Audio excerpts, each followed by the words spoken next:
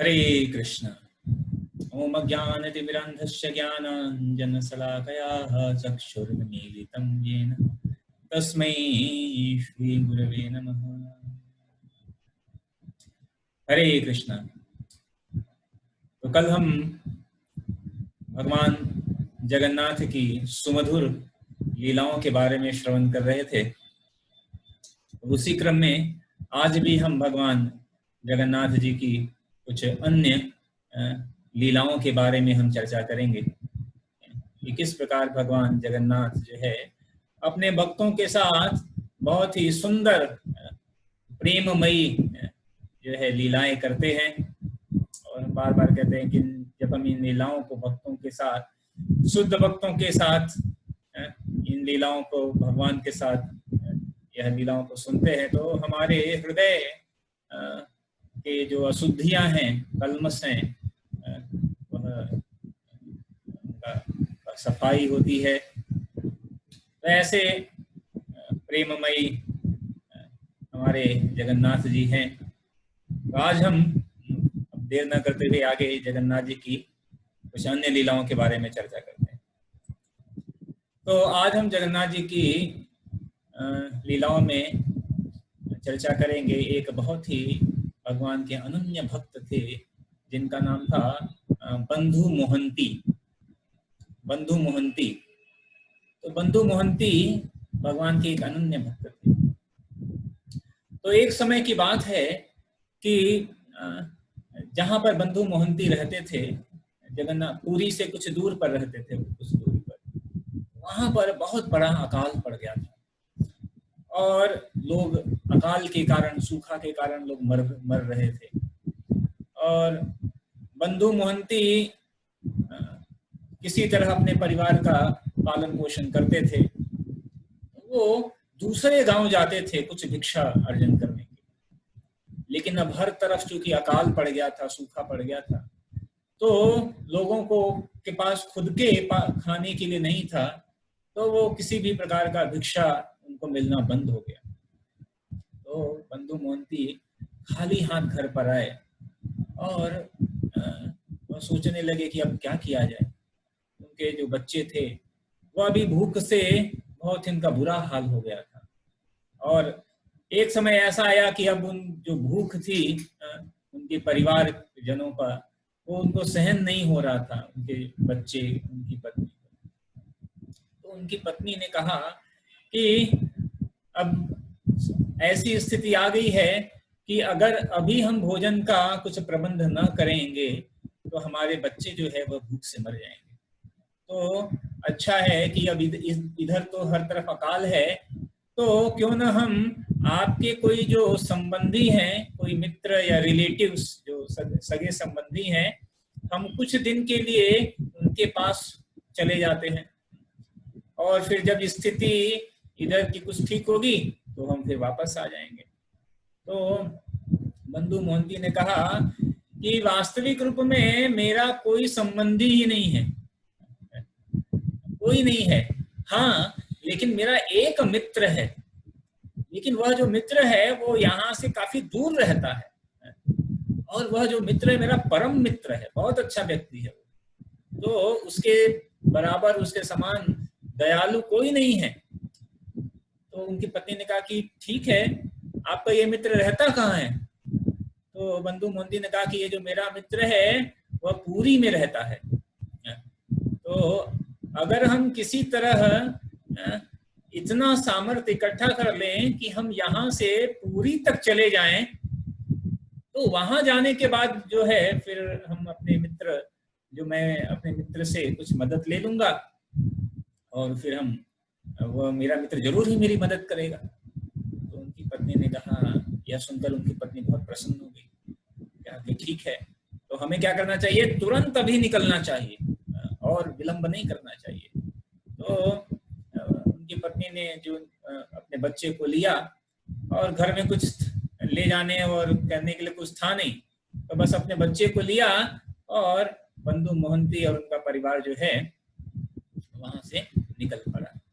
और बंधु मोहंती जो है इस तरह पैदल यात्रा करते गए और काफी कुछ दिनों पैदल चलने के पश्चात जो है कहते हैं 4 दिन तक वो लोग पैदल चले लगातार, और 4 दिन तक पैदल यात्रा करने के पश्चात वह पुरी पहुंच गए। और जब पुरी पहुंच गए तो जब बंधु मोहंती वहां पुरी पहुंचे तो देखा कि पुरी में जो है वहां पर बहुत हजारों लोगों की भीड़ जमा हुआ है, और जो सिक्योरिटी सुरक्षा का भी प्रबंध बहुत ही कड़क है।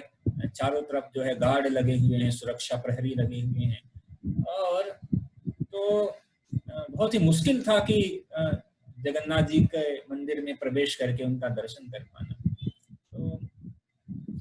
तो जगन्नाथ मंदिर में अगर आप कभी हम जाएं तो हम देखते हैं कि जो द्वार पर भी भगवान का एक विग्रह है, पूर्व द्वार पर, उसको कहते हैं पतित पावन। तो कई बार होता है कि अगर जो मंदिर के अंदर दर्शन नहीं कर पाता है तो वहां तो द्वार पर जो विग्रह है वह पतित पावन, वहां से ही दर्शन कर लेते हैं। तो कई बार कई लोगों को मंदिर के अंदर प्रवेश भी नहीं दिया जाता है, वर्जित है कई लोगों का प्रवेश, तो लोग वहां से ही बाहर से ही वो पतित पावन भगवान का दर्शन कर लेते हैं। तो बंधु मोहंती जो है उन्होंने सोचा कि अभी आज इतनी भीड़ है, हम कैसे जा पाएंगे। तो बंधु मोहंती जो है जो दक्षिण वाला जो गेट है, दक्षिण वाले गेट पर गए, और वहां पर दक्षिण वाले गेट पर एक उसे कहते हैं पेजानल।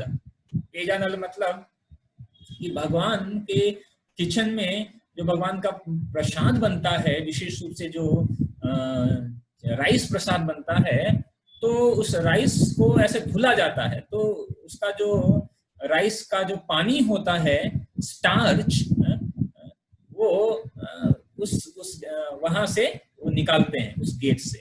वहां पे एक ऐसा बना होता है निकलने का स्थान, तो वहां से साउथ गेट में वहां से स्टार्च निकलता है, जिससे कि वहां पर जो गायें हैं वो लोग उस पानी को वो लोग पीते हैं, स्टार्च वाले हैं, चावल वाले पानी को।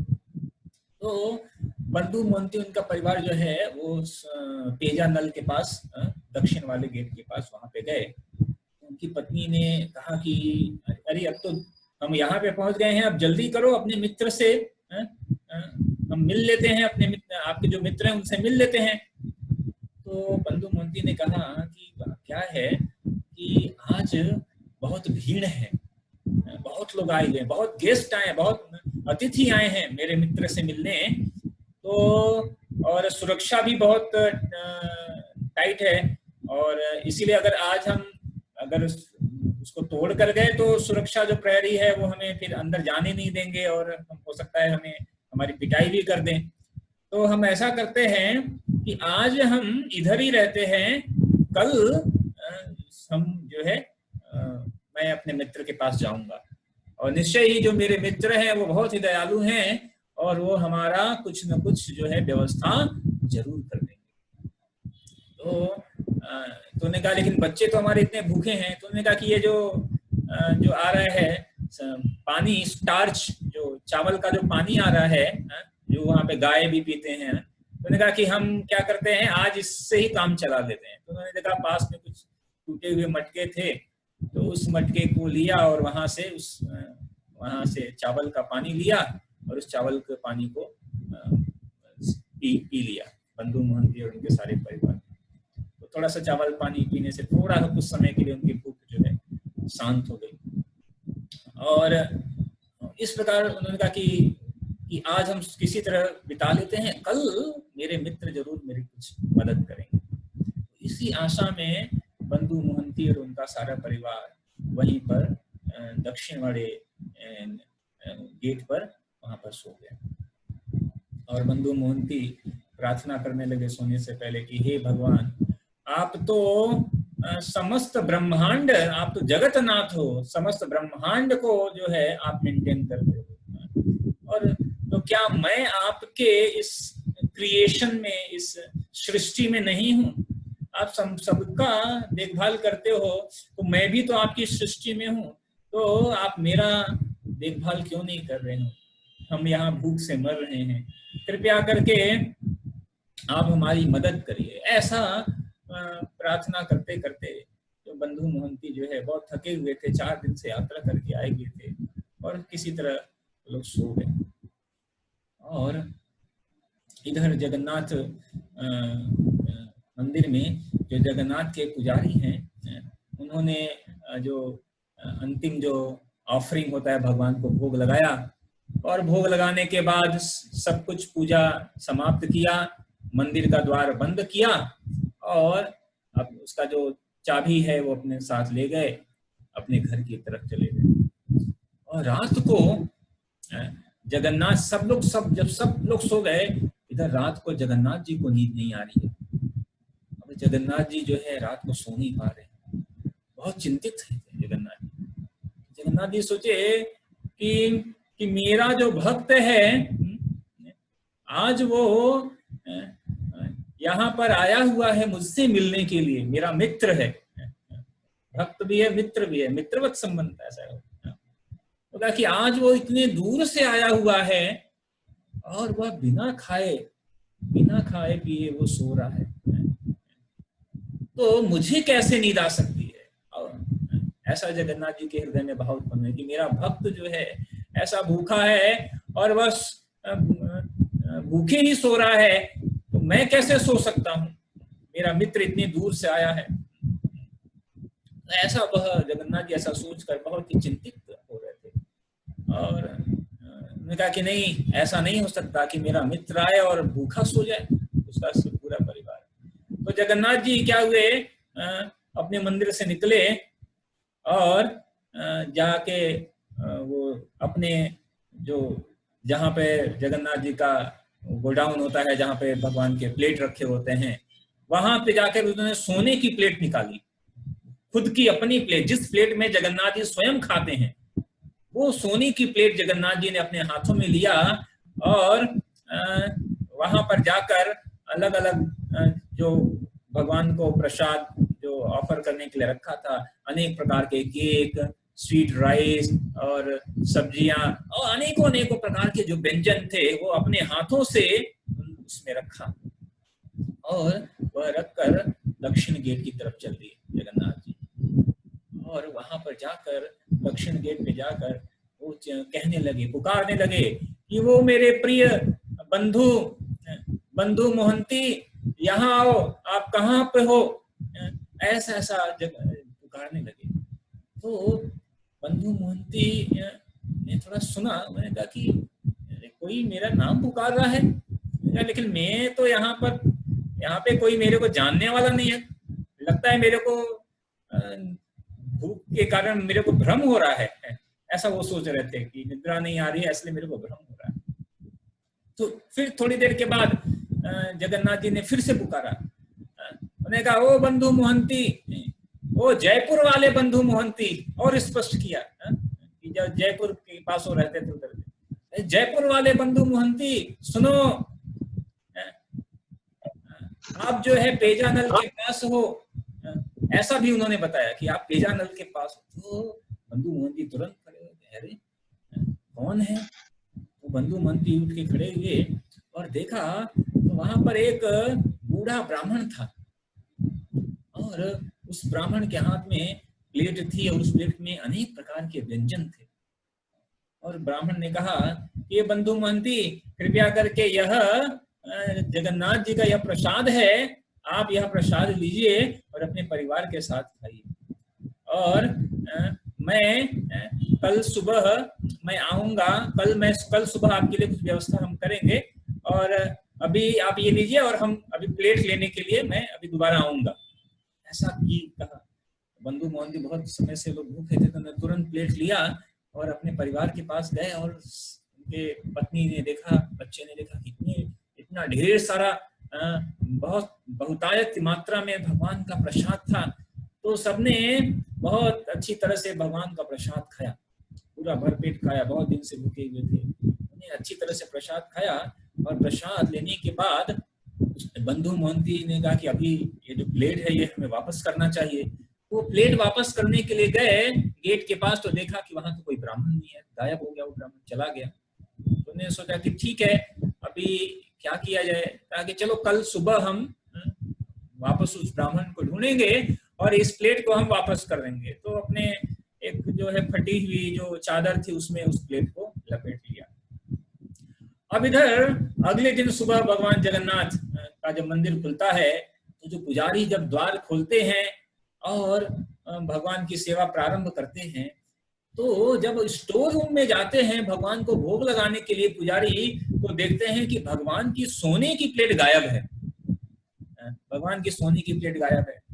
अब हर जगह जो है ऐसा हाहाकार मच जाता है कि भगवान की सोने की प्लेट गायब है, और रिपोर्ट किया जाता है और टेम्पल मैनेजमेंट को रिपोर्ट किया जाता है। पुलिस आती है और पुलिस आकर पुजारी को पकड़ लेती है, कहते कि ये इस गेट की चाबी तो केवल पुजारी तुम्हारे हाथ में रहती है, तुमने ही ये प्लेट जरूर चुराया होगा, बताओ कहाँ है प्लेट। उस पुजारी को पकड़ लेती है और पुजारी भी सोचता है कैसे, मैंने तो ताला बंद किया हुआ था, कैसे भगवान का प्लेट गायब हो गया।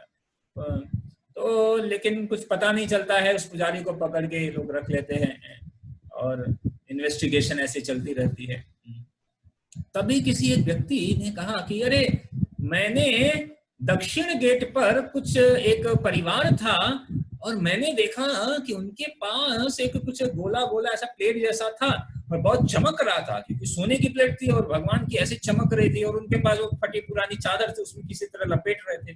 तो सुबह होते होते वो प्लेट इतनी चमक रही थी कि लोगों को लोग देख रहे थे कि अरे इतना गरीब व्यक्ति है, इसके पास क्या है। तो तुरंत पुलिस वहां पे गई कि पता लगाने के लिए।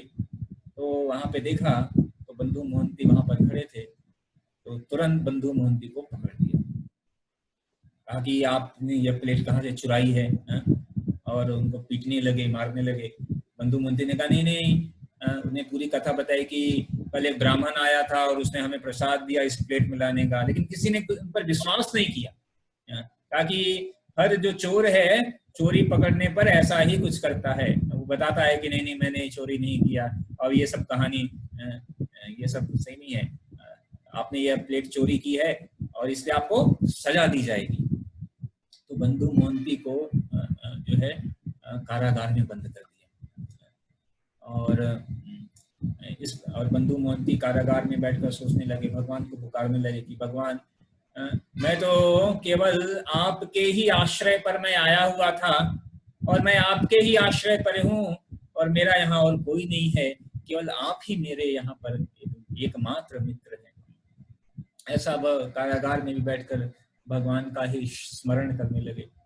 इधर संध्या हो रही थी और पुजारी सारी सेवाएं समाप्त किए, और सेवाएं समाप्त करने के बाद मंदिर का पट बंद किया, और मंदिर का पट बंद करने के बाद पुजारी चले गए। इधर रात में जो वहां के जो राजा हैं, राजा के सपने में भगवान आए, और सपने में भगवान आते हैं और राजा के, और आकर ऐसे बहुत उच्च स्वर में कहते हैं राजा से कि सुनो, जब तुम्हारे घर अगर कोई मेहमान आता है तो क्या तुम उसको खाना नहीं खिलाते हो? ऐसा भगवान प्रश्न पूछ रहे राजा से कि तुम्हारे घर अगर कोई मेहमान आता है और तुम्हारा कोई मित्र आता है तो क्या तुम उसे कुछ खाना नहीं खिलाते हो? तो राजा सा सपने में सोचने लगे, नहीं हाँ क्या हो गया? और फिर भगवान कह रहे हैं कि मेरा जो मित्र है वो जयपुर से आया, पैदल चलकर आया, और वह और उसका परिवार इतने दुख में है, और वह केवल मेरे पर आश्रित होकर आए, और जब मेरा मित्र आया है तो मैं उसको खाना खिलाऊं और मैं अपने प्लेट में खिलाऊं। कि जगन्नाथ जी ऐसा कहते हैं कि मैं खिला रहा हूं, मेरा प्लेट है, मैं अपने प्लेट में अपने मित्र को खिला रहा हूं, तो तुम्हारे बाप का क्या जाता है?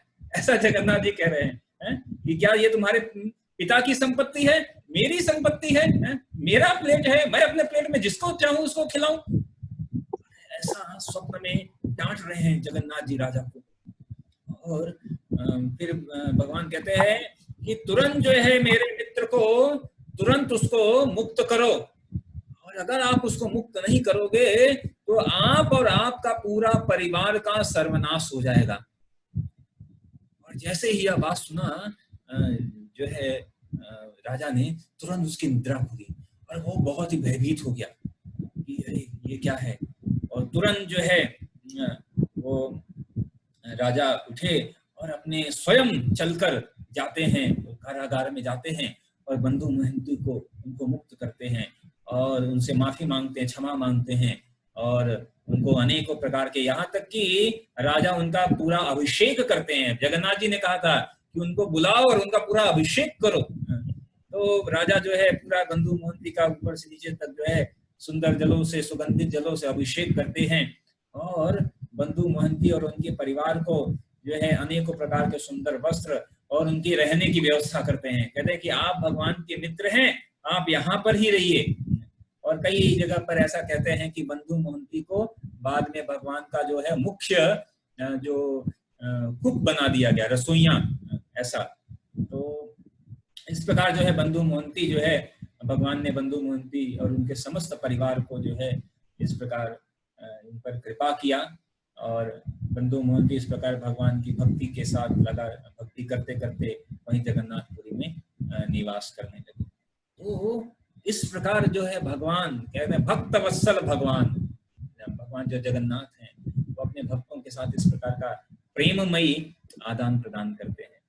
तो यह ऐसी सुंदर लीला है यह बंधु महंती की।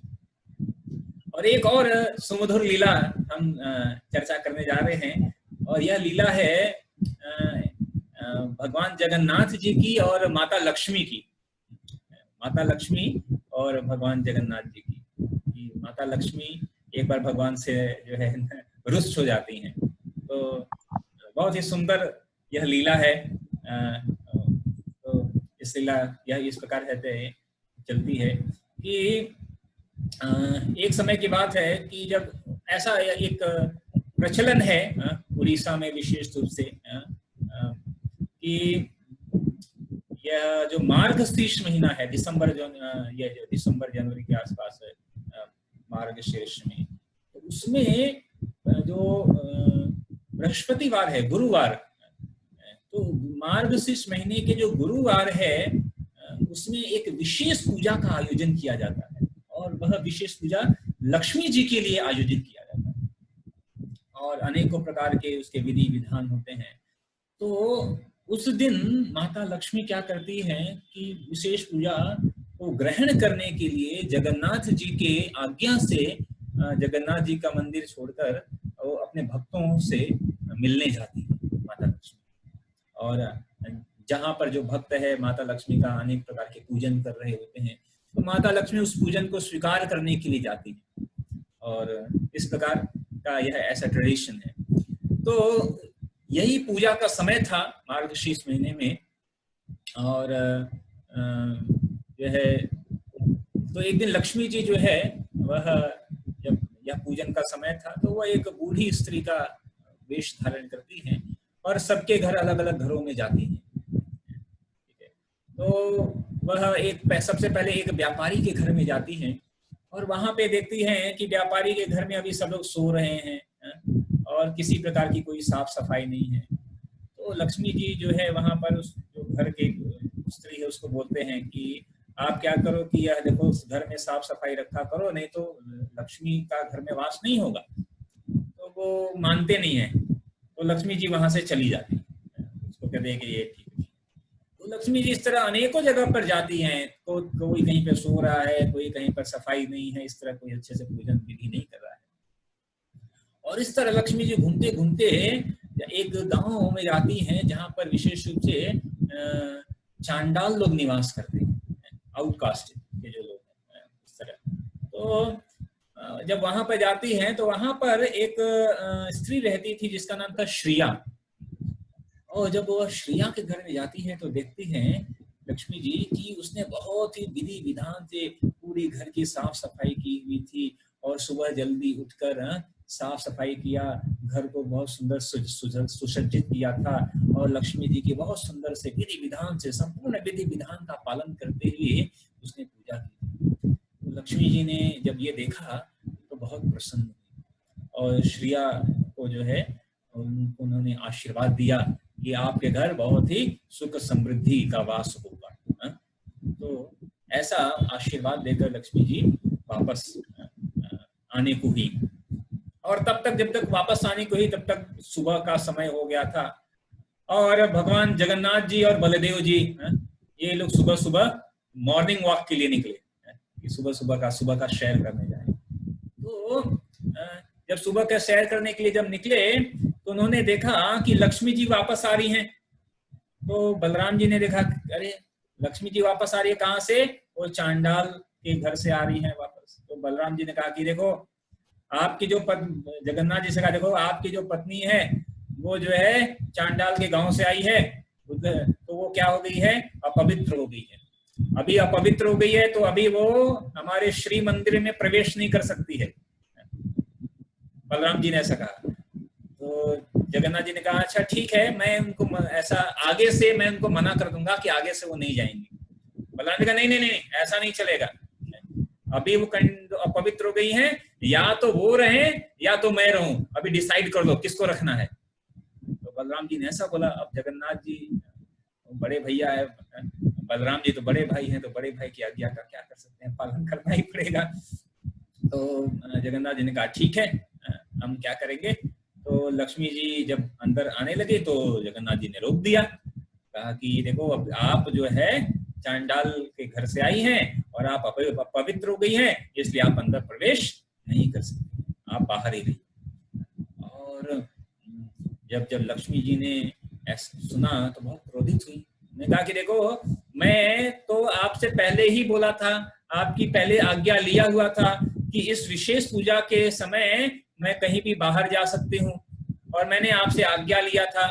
और दूसरा, जब हमारा विवाह हुआ था तो उस समय भी ऐसा आपने वरदान दिया था कि मेरे 10 अपराध आप माफ करेंगे, और उसके बाद भी आप मुझे सजा दे रहे हैं, ये न्यायोचित नहीं। और लक्ष्मी जी बहुत ही क्रोधित हो गई और क्रोधित होकर वहां से चली गई। और चली गई और अकेले नहीं गई, अपने सारे सेवक सेविकाओं को साथ लेकर लक्ष्मी जी चली गई।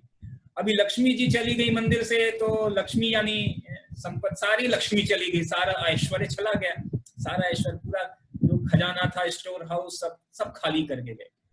अभी अगले दिन सुबह जब हुआ, जगन्नाथ जी और बलदेव जी वो सुबह सुबह तैयार होकर अभी ब्रेकफास्ट के लिए तैयार हो गए कि अभी जो है अभी ब्रेकफास्ट का इंतजार करने लगे खाने को, कि अभी अब खाने को आएगा। काफी देर हुआ, खाने को नहीं आया। तो बलदेव जी ने कहा अरे कुछ ब्रेकफास्ट क्यों नहीं आ रहा है?